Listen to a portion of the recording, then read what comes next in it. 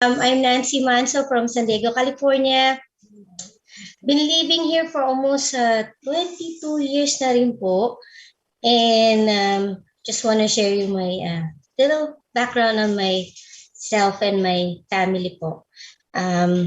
Share ko lang po yung aking screen.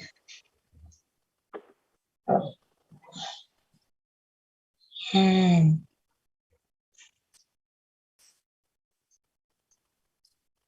Nakikita, ayan po. I-play ko lang po. Ito yung aking nag-iisang anak and my husband for 15 years, and that's my 14-year-old son. And yun po, been living here for 21 years sa San Diego, California.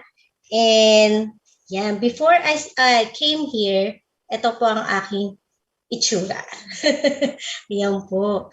Kasi nga po, di ba, Amerika, ang pagkain po namin dito, it's not good for one person, good for 3 persons po. Alam niyo na, pag madali tayong mag-intake ng food, di ba? Parang it's easy for us to eat than to tipid. Kasi po, masarap mag-intake ng food, di ba? Then, ayan, meaning to say, I was big when I came here. Then when I got pregnant, mas doble. Good thing during my pregnancy, I'm fine. Okay naman. Sobrang well invested ako eh. Sabi ko nga po sa inyo, it's easy to eat. Ang sa akin ang health ko is gaining weight, hindi gaining wealth. Ayan po. Then, day after I gave birth to my son, I was diagnosed to have a pancreatitis, meaning I have my body is not producing insulin po. I'm type 2 diabetes. I have type 2 diabetes mellitus and it's uncontrolled. Talagang hindi na po nagpo-produce ang body ko ng insulin. Good thing lang po, it didn't happen during my pregnancy. Kasi ang hirap po, no? Imagine, I have a baby, tapos mag-i-inject po ako ng insulin. Thank God na rin po at it's a day after kong manganak. Ayan po, meaning to say I have to inject my insulins, mag-check ako ng dugo ko every time I'm gonna eat kasi po ang prescribe sa akin ng doctor, I have to inject myself every kain po, every meal.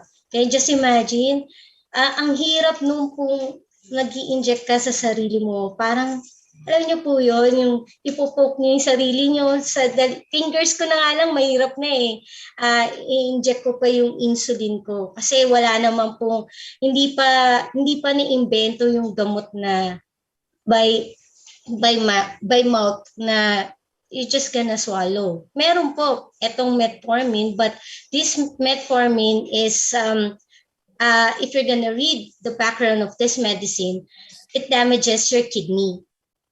Di ba? Okay na po sana It's easy to take pills, but unfortunately, it has side effects. Lahat naman po na medicine may side effects po Yan, then I'm injecting insulin.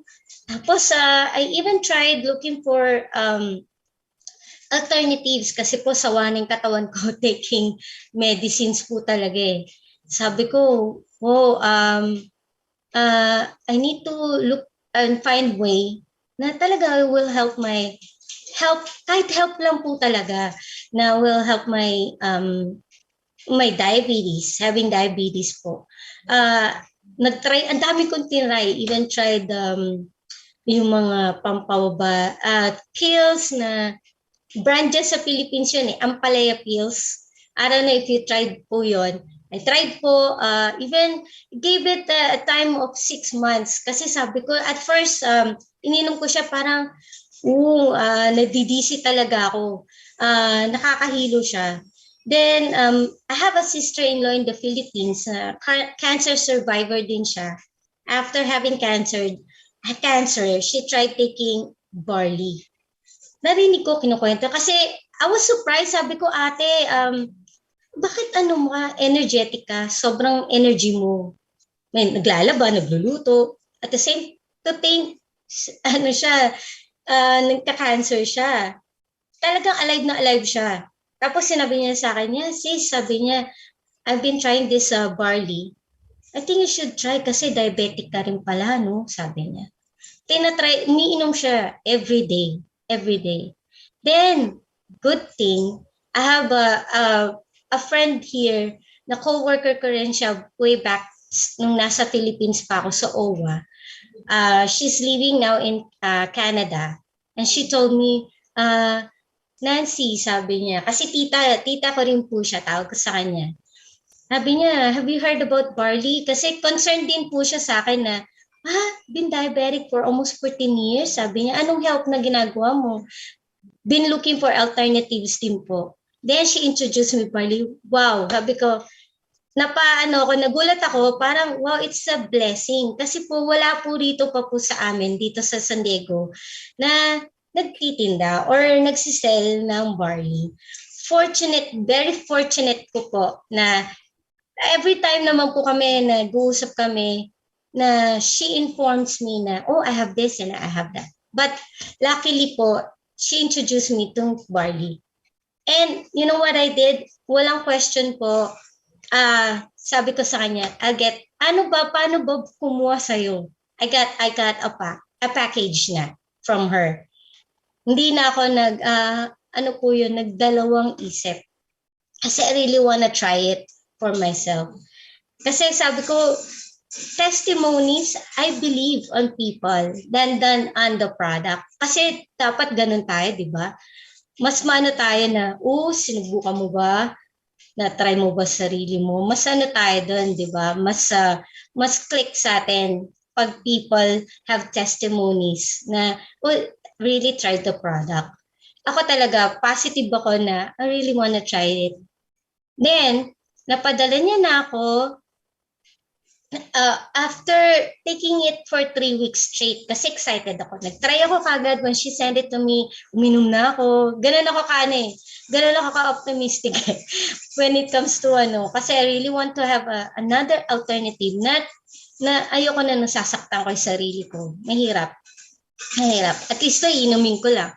And no matter, kahit sabi nila, parang kulay green, parang nakaka-take, hirap i-take, 'di ba? Parang sa akin no doubt, wala akong thinking na gano'n. Ang thinking ko kasi I really wanna be okay. I really wanna have another help an alternative na makatulong sa akin. My A1C is always around kung familiar po kayo, ang A1C is when you have blood works, it checks your sugar, that it tells you anong range ng sugar nyo, anong percent. Ang normal people, the normal people considered normal on their blood, 5.7%. Pag lumagpas ka na doon, around 6.4 or 5.8, tumaas ka lang, you're considered pre-diabetic. Mine, it's always around 10, 9. Ganun po yung ang range ko.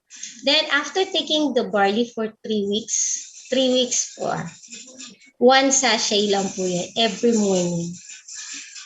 My A1C ko po, it went down from 9 to 8.4.